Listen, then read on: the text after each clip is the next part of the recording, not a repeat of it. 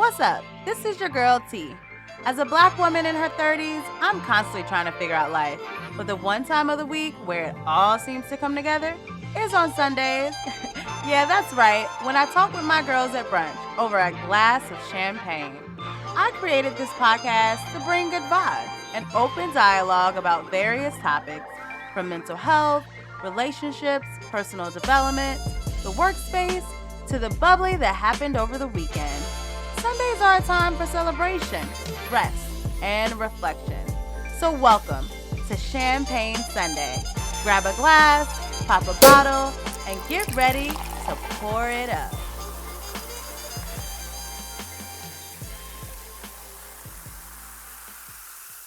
Champagne Sunday is pleased to provide you with social media content for your personal education and informational purposes. Reliance on any information provided by Champagne Sunday or by any person or professional appearing on this podcast is solely at your own risk. Hey, welcome back to another episode of Champagne Sunday. It's your girl T, and I'm here on this Sunday resting, relaxing, recharging, and reflecting. Yes, all 4 R's. You know how we do here at Champagne Sunday, and I'm so glad to be back in the place. I'm definitely relaxing today because I got my little wrap on my head, but I think I'm matching though because I got my burgundy wrap, my burgundy lip, and I got my burgundy Howard sweater and my glasses. I think it sets it off as a vibe. Because it's something about when you first get your hair done and it's all nice and silky and it's flowy. Because I ended up getting a keratin treatment maybe like 4 weeks or so ago, and my hair has took to it like water. Oh my goodness, it feels like my hair was thirsty, and the keratin treatment just gave it so much nourishment and life, and it is thriving right now. And I am happy that it's thriving. And I know, like, if any of you all are listening and are Black women, you know that our hair journey is very long, very inconsistent, and has its ups and downs. Sometimes you really love your hair, sometimes you hate your hair, and sometimes you just want to like get it braided and just don't even want to look at it. And so I'm just happy right now that I actually really do enjoy and like my hair, even though it's wrapped up right now. But to that point, that when you get your hair done and you really like it and you're not going anywhere, you don't want to just like have it down at the house. You want to make sure that it stays wrapped until that very moment when you're about to like hit the streets or go out. So it's in its full essence. So that's why I just have this still wrapped.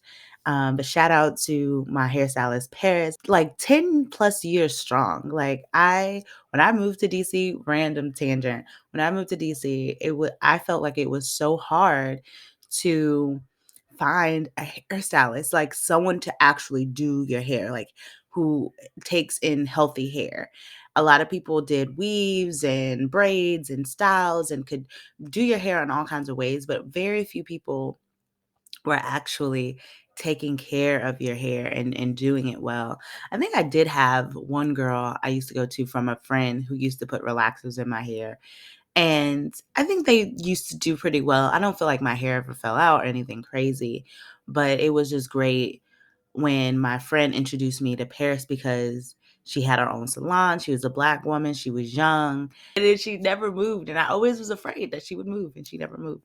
Like, she stayed. So that's just how, that's another thing. Like, I just thought about that. Like, if I ever moved, who the fuck would do my hair? That's crazy. I just thought about that. Yeah, I can't move. I gotta stay in the DMV. I gotta stay in Maryland. Because even when I lived in Baltimore, do you know my ass? I didn't have no car, right?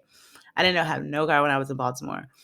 I would literally take the train from Baltimore early Saturday mornings. This is how serious it is. I used to take the train from Baltimore early Saturday mornings to DC. What did I used to do? Oh my God, because I didn't have a car. Do I think I used to do New Carrollton. I think I took the Baltimore train to New Carrollton, and then from New Carrollton, I would get an Uber to College Park, and and I would get my hair done in college because she's in College Park. She wasn't in DC. She's in Maryland, so I would get a Uber from New Carrollton to College Park. And then sometimes I would get there so early that her shop wasn't open. So I would like go get breakfast. And the area she's in is pretty fluent. It's a lot of different eateries and things. I would go get breakfast and wait till my appointment. That's how that's how serious it is. That's how serious black hair is. And that just came to my mind. Anyway, so off topic. Hello, happy Sunday. Hope you're doing great. Um, Last night I tried to record this podcast. My energy was low. I was really tired. I was like, I have to like scrap this and try to do this over again today because I don't know what it is, if it's the weather, if it's just life be life in. Last week we had a like longer week. So I had a longer week. So I had Monday off, right? So you would think when you have Monday off, you'll have be more recharged. And because I got a lot of rest, I felt like I didn't really do much. I didn't write any reports. I said I was gonna write. I rested, right? And you think, oh, you rest, you're gonna feel recharged. And I did not feel recharged. I felt very much still kind of stagnant last week. I got stuff done, but it didn't feel like full throttle energy. I, on a scale of 1 to 10, probably would have rated the week as like a 4, but maybe that's just my feelings and not my actuality. And maybe my week was actually an 8, but my feelings, how I felt, was maybe like a 4 or 5. And so sometimes our feelings can deceive us and not be totally accurate, but it's very valid to listen to how your body feels. And my body was telling me, no.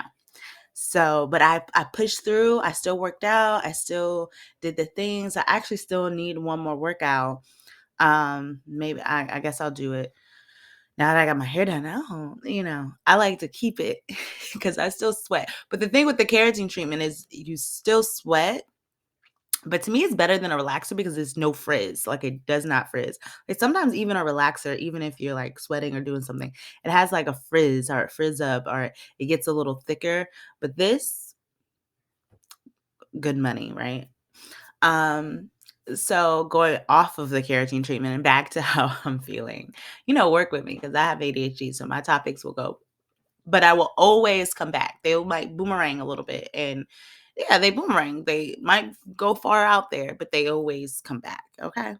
Um, so just feeling not so good, and then I realized, it is winter months. It is a lot of times people have seasonal affective disorder, which is SAD, or seasonal depression, because in the winter months it's colder, it's less sunlight, the days are shorter. And so you may feel less energy, you may feel less motivated, you may feel like you're oversleeping or not getting enough sleep. You may not feel like eating as much, and or maybe you're eating a lot, like you're eating and things can be like to the extremes and your energy levels can sometimes be very low, and not feeling as motivated, or sometimes you may not feel like yourself or have interest in doing things that you normally would like to do. And I've had clients lately who have been talking about that they are feeling very low energy and that they don't really like the winter. They feeling irritable. They can't wait to the spring and summer. They're waiting for spring and summer because right now it's just nothing to do and the winter is just so blah. And even the other day, like this is weird to me. Everybody was so excited on Thursday that it was like 78 to 80 degrees in Maryland, but I was low key scared because I'm like, why is it 80 degrees in February? And we're not even in, like, we're almost in March, but not quite. But like, why is it 78 degrees? And then I looked on the weather and I just was like, well, let me look at other familiar areas that I know of. And LA was like 45 degrees and raining that day. It was 28 degrees in Washington, the state of Washington. It was still warm in Mexico. I was just like looking at different places. It was also warm in North Carolina, but it was about 80 degrees as well. And so I was like, this is not typical. This is not normal. But everybody was really excited because they're like, oh, it's a warm day. And I feel like this is pneumonia weather where people start to get sick because they feel like, oh, it's a rush of warmth. So they try to dress different or they're outside more and people are gathered. And that's when germs start to pass and people start to get sick. And I just feel like it's also global warming. It's just really often weird. And guess what? Saturday, it was like snow flurries. It was like saying that it was gonna snow. It left, it went away, it came back, went away and came back. For sure, snow flurries, flourishing on Saturday. And so it's just like we go from 78 back to like 30 to 40 with snow. It's just really weird. But even despite the sometimes spikes of, good weather, overall it's cold, it's inconsistent, and sometimes that inconsistencies can also impact your mood and can impact how you're feeling. And I even think about, like, when you think about seasonal affective disorder or SAD, that you also think about like the sunlight, right? So there's not a lot of sunlight and you get vitamin D from your sunlight. And I recently went to the doctor and my doctor told me that I had a low level of vitamin D and I needed more vitamin D. So she prescribed me, which reminds me, I need to go pick up my prescription. She prescribed me vitamin D pills that I need to be taking, but I haven't even went to go fulfill prescription. I'm really bad at taking medicine, really bad. And so that's just also too to think about, like having low levels of vitamin D can also contribute to similar symptoms to depression. So, just having like low energy, not getting enough sleep, feeling lag or fatigued. Those things can happen. And sometimes I do feel kind of like low energy, but I just push myself. I'm just used to always like pushing myself and I try to get sleep. And even she looked when I was at the doctor, she looked at my eyes and she was like, "It doesn't look like you're getting enough sleep." I'm probably not. Even when I try to get sleep, I still end up like waking up and doing stuff. It's not good.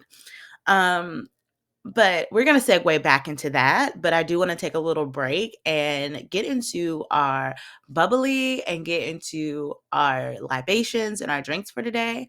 I hope that you have something. I've been making content, y'all. I keep saying this. Go to the Instagram page, Champagne Sunday Podcast on Instagram, and get into the drinks. This week, I made Dole pineapple whip champagne, right? So weird, so crazy, but so delicious. It was really good. And so what that had in there was, it was like a penny colada, a henny, not a penny, a henny colada. So it had Hennessy, it had the coconut cream, and it had pineapple juice, and you shake it in the shaker, then you pour it in the champagne flute, and then you top it off with champagne. But this is with the weird part, because I was like, is this going to really taste good? Because it's a Dole Whip. And I think Dole Whip, I had a Dole Whip slime one time. And I think Dole Whip comes from Disney World. Like you have the Dole Whip ice cream and it's like pineapple and it's the whipped cream or whatever. And so the recipe called to put whipped cream on top of the champagne and the pina colada. So I put whipped cream on there, garnished it with a pineapple, and when I tell you no lie, it was really good. It was good. And so this is what I mean last week when I said uncage the mimosas. This was uncaging the mimosas for sure. This was different. And now this would be something that I could see paying $15 for at a restaurant. Okay. So I had that. So that's on the website. So go and look. Oh, that's on the Instagram page. So go on Instagram, look at that recipe, try it for yourself. Maybe you want to like try it and listen to this podcast. I think you will enjoy it for sure. Okay, so another thing that we have going on today for our libations is just a simple champagne. Okay, so today we have a simple champagne. Now, this is what I love about this, right? Is this champagne that I'm drinking today is in what we call, and I hope I'm saying this right, is in a coupe glass. It's a coupe glass, COUPE. I feel like that's how you say it, right? And so it's kind of like, if you don't know what it is, it's pretty much, imagine like the roaring 1920s. Think about Great Gatsby. And when they had those little nice little champagne glasses, it wasn't a flute, but it was more wide and open and like a circle. And it had like little ridges and really nice rich design. That is like a coupe glass, very 1920s, very regal. And so I really like this glass, and I poured some champagne in there. I put some strawberries, real simple. And I also did some Saint Germain. Now I got that recipe from Nene from Real Housewives of Atlanta. She's like, I love champagne and Saint Germain. And so I tried it and I was like, oh, this is really good. And it spikes your champagne. So you get a little to it. And then, of course, I added, my friend for my birthday gave me a bottle of Moet, and she also gave me these little charms, these little Moet charms, and they're really, really, really cute. It's a vibe. And so, cheers to a champagne Sunday, and I hope that you are drinking up and resting, relaxing, reflecting, recharging, and just having a great Sunday. Sunday fun day too. All of those things. Cheers. Ooh, that's good. And that kind of tastes like a strawberry champagne because I let the strawberries soak it up a little bit and I put a little bit of sugar on the strawberries and I put them in the champagne and I let it soak. It's given. It's given. It's given. Okay, so our bubbly today says strength grows in the moments when you think you can't go on, but you keep going anyway. Strength grows in the moments when you think you can't go on, but you keep going anyway. I like that quote because a lot of times we are, and very much going back to the winter months and seasonal affective disorder and SAD, we sometimes feel very stressed. And even I said that I'm tired, but I keep pushing myself. And sometimes we feel very sad, very depressed, or we're just tired, or we're exhausted, overwhelmed, hurt, upset. I can keep going on with all of those feelings. Maybe we're feeling lonely, we're feeling isolated.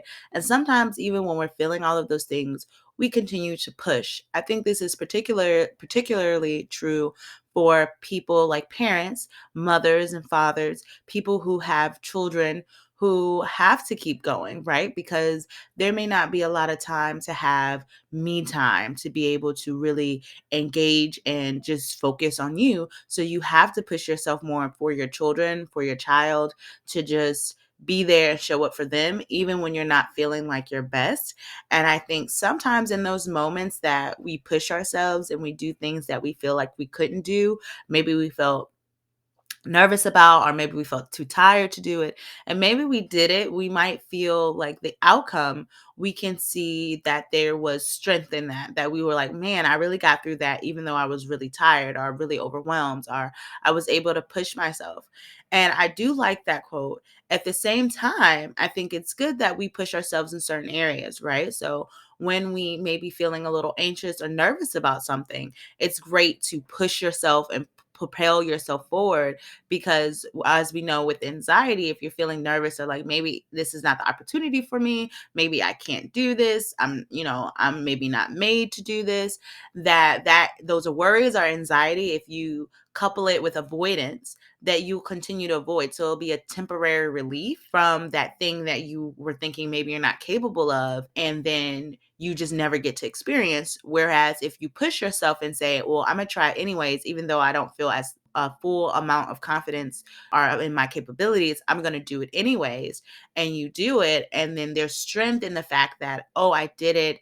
Even if it didn't come out in the way you wanted to, it's like, wow, I really pushed myself to step outside of my comfort zone. I really pushed myself to step outside of my box and do something different. And now look how it's flourishing. Look how it's going. Maybe the first time wasn't amazing, but now look how great it's going, or how I have grown, or maybe I've learned from this and I've learned a lot, or I've met some great people from doing and pushing myself in this way. I always think that those examples are really great when we think about pushing yourself, and strength goes from just going and pushing yourself to that place, and continuing to go on, right? In the moments when you think you can't do it or you can't go. I think that's very vital.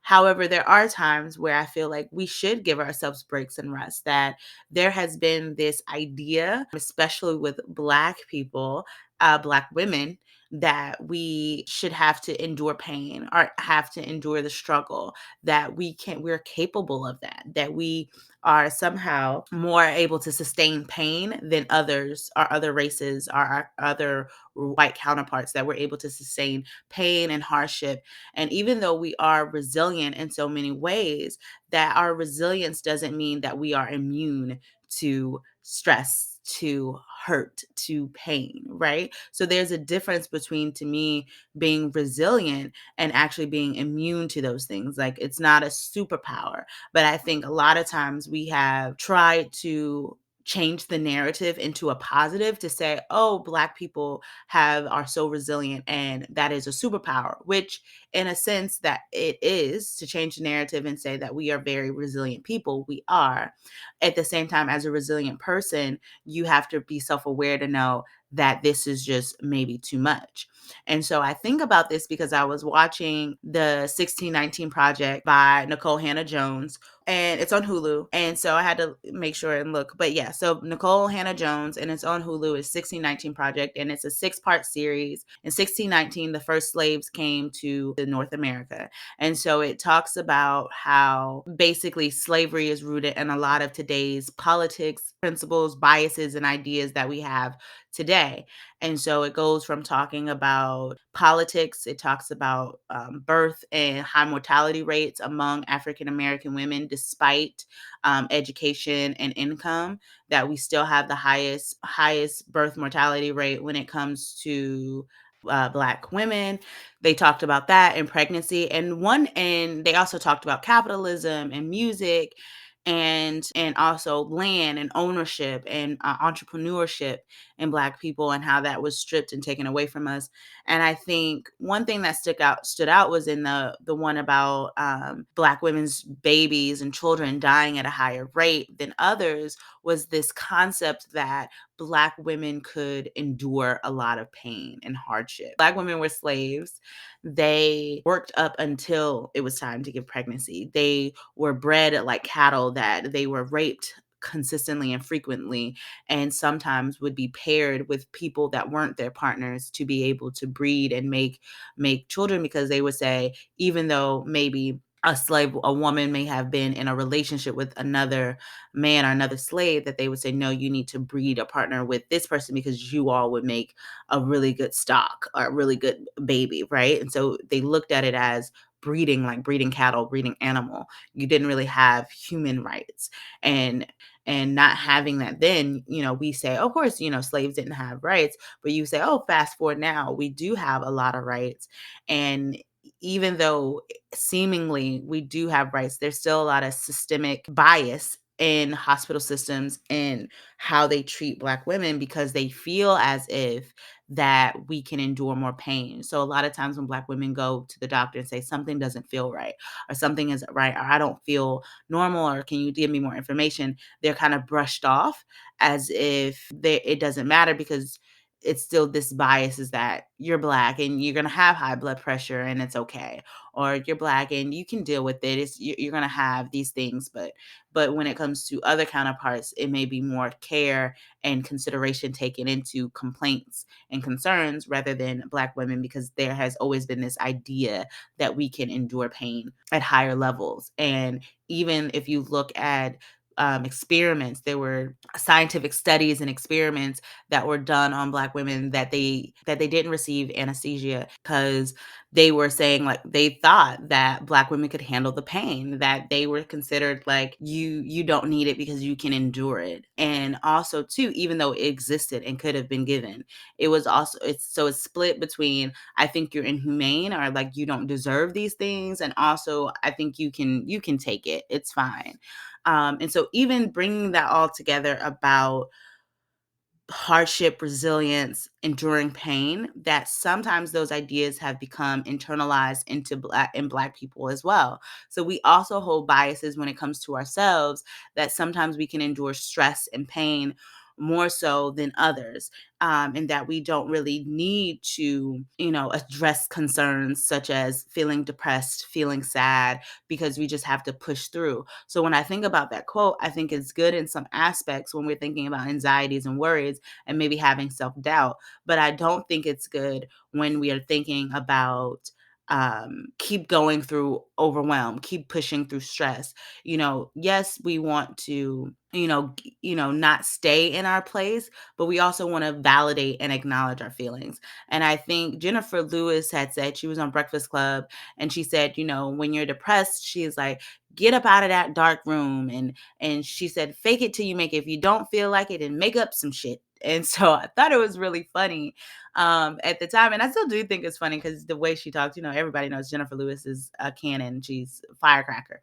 But I think too, in that point, she had a point in Ballot where it's like, if you are feeling isolated and things, there is a thing called behavioral activation, where if you're feeling depressed or sad, that you purposely get up and do things even if you don't feel like it, to and then the point of is that usually, and I think it's like research says that usually when you do these things you're going to feel better even if you don't feel like, oh, my depression is gone. You're not going to regret getting up, right? And so it's kind of like when people say, you don't want to work out, but you're never going to regret working out, right? So you're never going to regret getting up and going because you did it. And so it's kind of the same thing with behavior activation.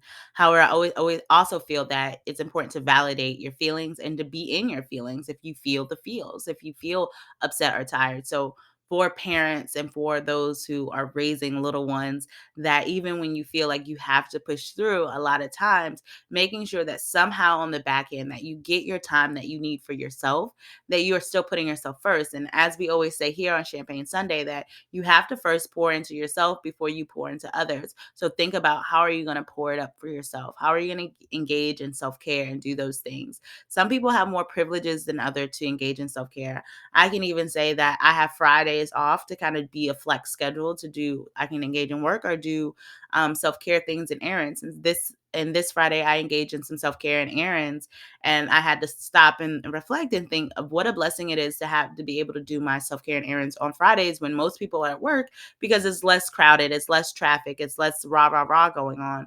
While most people have to wait till Saturday when it's everything is going on, right? So I think it's important to just give yourself that time and that space wherever you may be to engage in self-care, to pour into yourself. And as Black people, to realize that it is okay to feel not like yourself. So the other day I was watching Harlem, and this may be a slight spoiler alert, but I think it was the last installation, the last installment of the series for this season, which went pretty fast, even though they separated the episodes. And I'm gonna also say it's a spoiler, so if you don't want to hear anything about Harlem and you haven't watched, either pause, fast forward. But so basically, on Harlem, one of the girls, Quinn, has been going through some issues where she's not feeling like herself. She's not interested in things. Quinn is usually and if you haven't watched the show, Quinn is very bubbly, very lighthearted, full of love, wears her heart on her sleeve, a hopeless romantic, very much so, right? And so she comes to a patch, a hard place where she's no longer feeling like bubbly and in herself. She feels kind of down. She feels very sad. She doesn't know why she feels sad. And one thing that she says too, and I kind of do love some of the quotes in the show. She is doing this interview where she's with Vogue, and so for her, this is like her prime thing. Like, this is the thing that she wanted, that she worked so hard for, and she's finally doing, what is it, 26 questions with Vogue, I believe. Don't hurt me if the number is wrong, but she does the thing where they come into your house and they do it all in one take, where they ask you questions and you walk around your house. We've seen it with different celebrities. And so she's doing this, and then she keeps breaking down, and she can't say what makes you happy. She keeps saying two things, but she gets stuck on the third one. What are three things that make you happy? And she keeps getting stuck on the third thing, and to the point where she ends up just having a breakdown. And she is totally meltdown, and she realizes she's like, why am I not happy? This is something I've always wanted. And in the episode before that, there was also a scene where another character was talking to her mother. Angie was talking to her mother and went back to talk to her mother.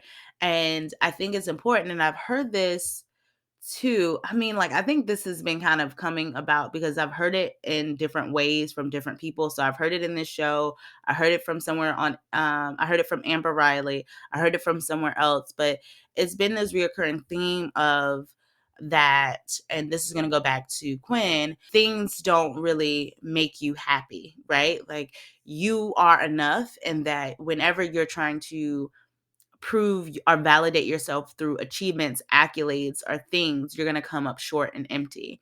And that's what Quinn was doing. Quinn couldn't understand why she wasn't happy with the Vogue.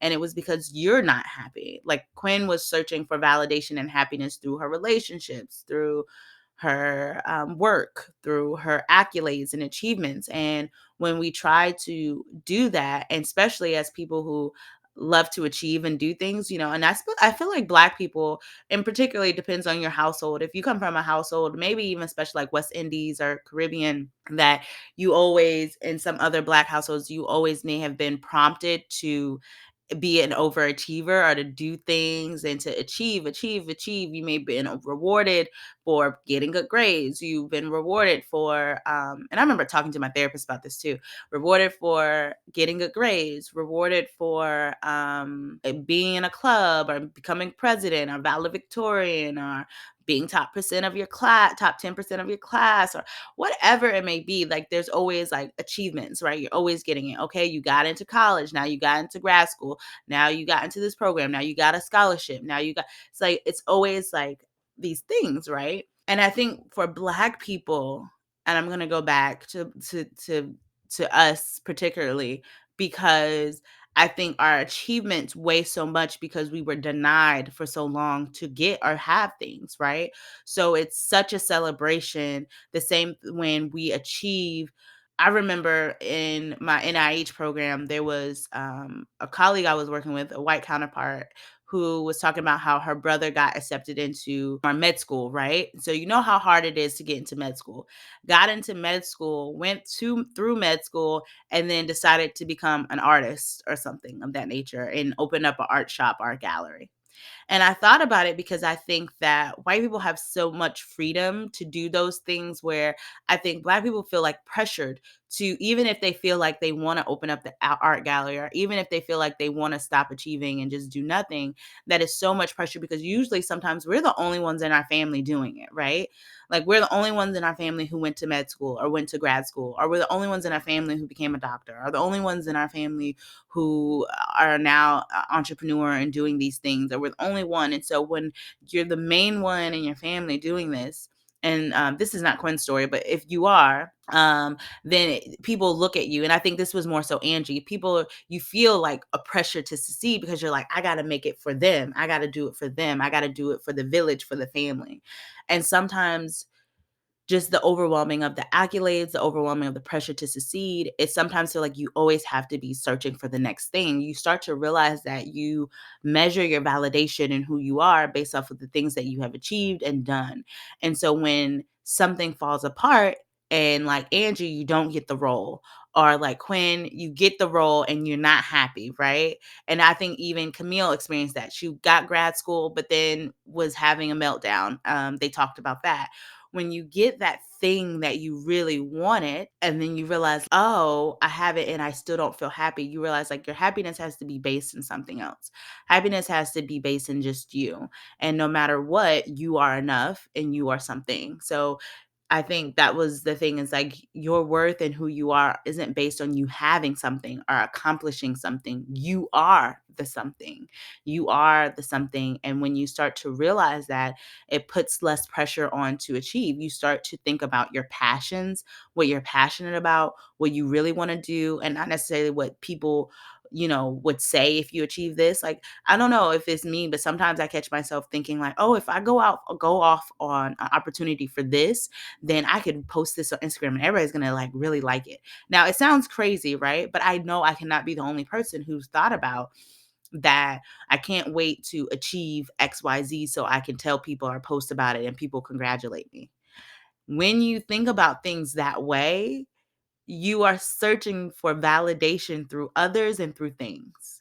Because at the end of the day, whether you tell anybody or not, and we always laugh, my friend group, about I did a thing. Whether you tell people that you did a thing or not, you are enough. You are like, you should be able to just post you without any accolades or accomplishments and people go off. I mean, just to be honest, because if you think about who you are right now, and even also thinking about all of the accomplishments, I think this is sometimes when we are continuing, always striving for the next, always looking for the next, always trying to go, what's next? What's next? We don't pause to think about, like and I have this in another podcast I recorded, I haven't posted yet. When we always achieving and think about the next, we're not able to sit in our blessings and say, man, I remember when I prayed for the things that I have right now. I remember when I didn't have the things that I have right now. And it's okay to be still and to be whew, in what you have. And so I think that goes along with being stressed, right? So if I am realizing that my accomplishments doesn't make me who I am, and I told you I talked about this in therapy that I feel like I have to like always do things, and maybe for after that therapy conversation that was a while ago that I realized like I don't have to like be an overachiever, like I don't have to continue to do things that I don't fucking want to do. I don't have to be in organizations and clubs and have leadership positions. I don't have to do all that if I don't want to do it, right? And so I think now re-gearing about what is your passion, what do you want to do? I do want to be more into community service and do more of those because I grew up doing community service and I haven't really etched into that. But thinking about it in a sense of something that I'm passionate about more so than I need to do this because XYZ, right? No, I'm doing this because it fulfills me. It pours into my cup so that I can pour into someone else's, that I have some overflow. And I think that is important because it automatically diminishes some stress that you may be having. I also think that stress can go even when you're thinking about accolades and achievements, it doesn't necessarily have to be career or career driven. It can also just be, I'm going back to parents. Like sometimes people feel like they have to be the super parent or the super mom and do all of these things when in reality, it's some of it's not possible, but it causes stress to feel like I have to get the snacks and I have to make these things look really nice. And I also have to take the kids here and I have to do this and I have to do this and I have to make sure that dinner is perfect. And when you are, I have to make sure that the house looks this way because when you start to think about those pressures and again, those things that sometimes our mind just tells us that we need to do, even though there's no validity in that we actually need to do it. Sometimes our thoughts will just tell us that we start to feel stressed. And I think a lot of times people start to feel stressed too in finances, right? And recently too, and this is kind of segueing a little bit and not thinking about Black people, but also just thinking about famous people, right? And celebrities. Right now, Kim Zolciak, if you know Real Housewives of Atlanta, right now she is in debt with American Express, and she's also her house is going under foreclosure. It's like $215,000 in debt, and also too, not even just Kim Zolciak, because not just white people too, but Black people as well. If you look at Real Housewives of Potomac, you have Ashley who says that she can't afford the house that she's living in, but she can with her ex-husband Michael, and so she's gonna her rent is like $13,000 a month or some ridiculous ish like that. And so she's going to pay that. And then you also have on the other hand, on the other side of the couch, you have Mia. And I don't know if you watch these episodes, but even if you don't, you may have a picture of that. These are um, reality star I don't know what we could say. They're not celebrities, but they're like reality star personalities. And they are in the hole that another one, Mia, is talking about that she had to give up some of her rental properties. She had to move out of her rental house in Bethesda. Now she's renting out a condo. She doesn't have any money coming in. She's using her savings. And so when we hear about these things, we automatically sometimes think like these are rich people problems. But honestly, even on a lower scale, these are problems that people have nowadays when we think about social media and people trying to keep up.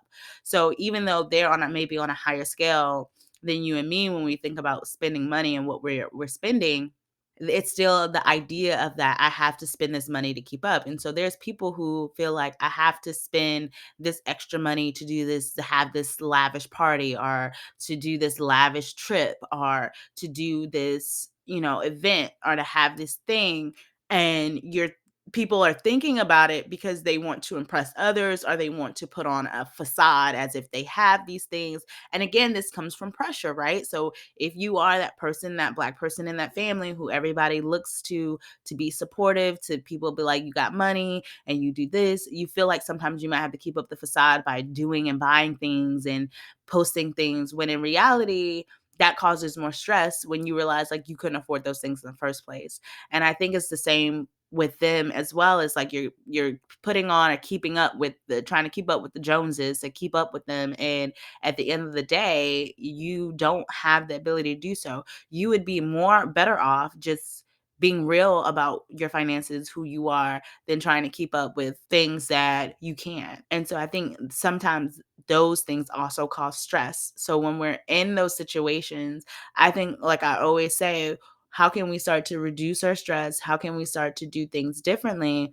One thing is thinking about, and when we think about reducing stress, is one, thinking about, why am I doing this? Why am I doing this thing? Do I really need to do it? And also, is there a way for me to put a boundary and maybe still achieve? Like, if it's something that I really want. So, say, for instance, when I say sometimes people do these lavish birthday things, right? Or birthday parties, why am I doing this? Right. And so, is there a way that I can still have a party, but not do it this way? Like, can I put a boundary or can I scale back? When you're thinking about your task list and you look at it and it's like things, maybe it's 20 plus things on your to do list, right? And you look at it and say, what are the priorities? What things that I really need to do and what things can wait later? I want to get all of these things done, but what can be prioritized and what can wait later? Making sure you're prioritizing your self care, prioritizing things to pour into yourself, whether it's reading a book, whether it's sipping a cocktail and staring into space while your kids are asleep, or while there's it's silent at home for a few minutes, whether it's taking a long shower, whether it's lighting a candle for aromatherapy, whether it's going out with a drink with a friend or going out to eat with a friend, whether it's exercising, whether it's going for a walk, whether it's taking a few deep breaths, whether it's praying, whether it's meditating, whether it's coloring. Sometimes people love adult coloring books, whether it's doing an arts and crafts project, whether it's doing your makeup, whether it's listening to music. How can you pour into yourself and make sure that you are giving your best self? And also, the most important thing, if it's going to bed early and getting more sleep, these are things that you can do to help take care of yourself and limit your stress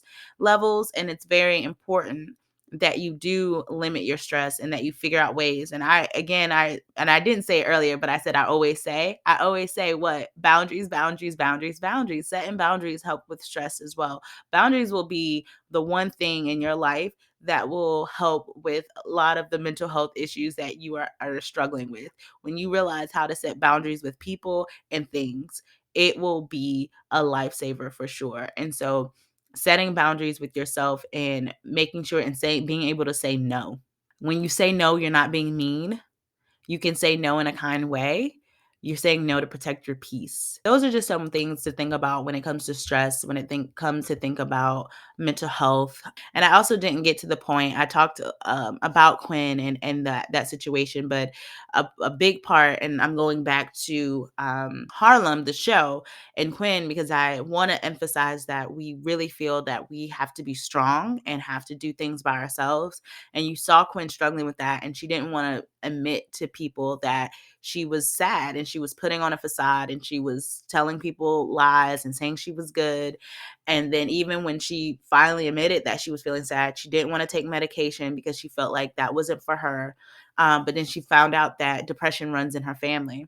And so, just thinking about, and that was a whole nother thing about Black people keeping secrets, but just thinking about not feeling as if you have to keep things to yourself, or that you have to push through the stress, that you have to push through and fake it till you make it. Sometimes you can just be like, yo, I'm not feeling it. I'm not feeling my best. I'm just not feeling it. And I think, to be honest with yourself, your emotions is a good way to be on a journey of trying to figure out how to manage your stress.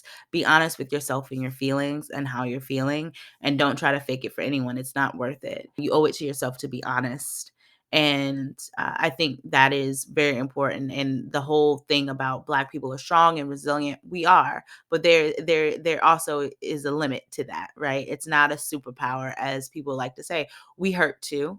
We feel pain too, we bleed too. And let yourself know that, like, you don't have to stay in the place of like, I'm strong, I can get through this, I'm a strong Black woman. That will lead you very stressed and tired, like a lot of our moms were. A lot of stressed and tired. We see and be like, well, my mom did it. She did, but she probably was really stressed and tired and depressed. And so it's good to acknowledge those things for yourself, and also for it to break the cycles and the legacy that we have to maintain this facade. All right. So, with that being said, this is the end of the episode of Champagne Sunday. I would really like for you to go to Champagne Sunday podcasts on Instagram. Follow the page, like, comment. If you send anything to me about the podcast, I would love it if you send it to me and so I can respond, but also post it under the comments too. Let's get a conversation started. I really like that, hearing from you all, whether it's text or whether it's via Instagram. Make sure you continue to like the post about the cocktails. Try one. If you try one, post it. Let me know. Take a picture.